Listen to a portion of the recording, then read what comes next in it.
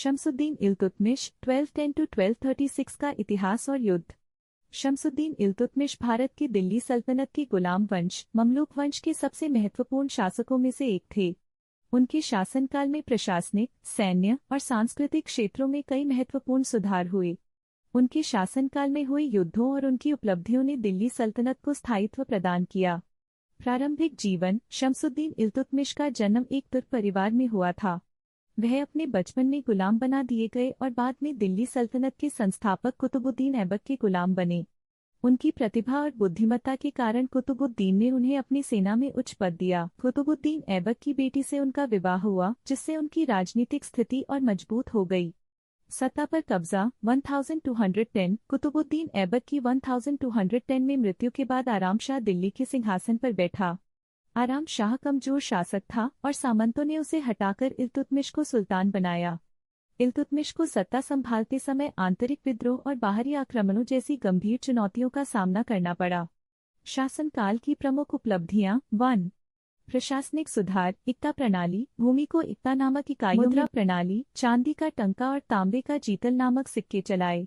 यह भारतीय मुद्रा प्रणाली को संगठित करने का प्रयास था।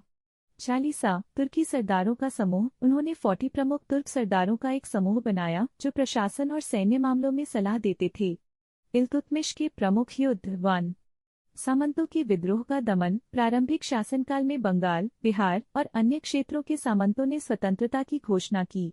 इल्तुतमिश ने इन विद्रोहों को कुचलकर सल्तनत की सत्ता को मजबूत किया। सत्ता पर कब्जा। 1210। कुतुबुद्दीन ऐबक की 1210 में मृत्यु के बाद आराम शाह दिल्ली के सिंहासन पर बैठा।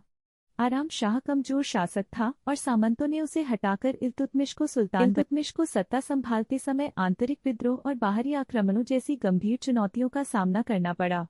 शासनकाल की प्रमुख उपलब्धियां। 1.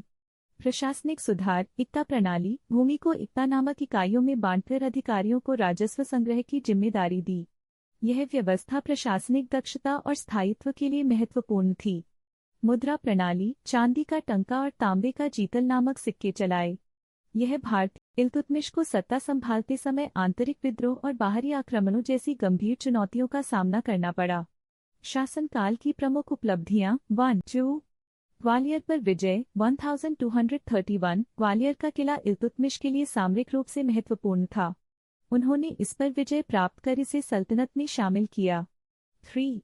रणथंभौर और मालवा पर अभियान। राजपूतों के खिलाफ अभियान चलाकर रणथंभौर और मालवा के क्षेत्रों को सल्तनत के अधीन किया। 4. सिंध और पंजाब पर नियंत्रण। मंगोल खतरे को देखते हुए इल्तुतमिश ने इन क्षेत्रों को अपने नियंत्रण में लिया ताकि सल्तनत की सीमाओं को सुरक्षित रखा जा सके। 5.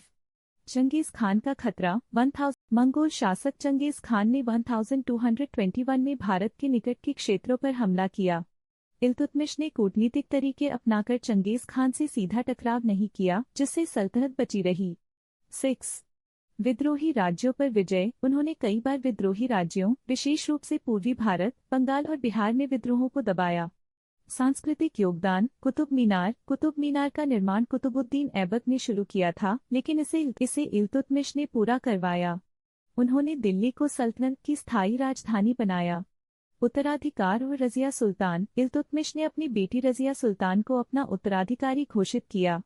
यह एक ऐतिहासिक निर्णय था क्योंकि यह भारत के इतिहास में पहली बार हुआ था कि एक महिला को सुल्तान बनाया गया।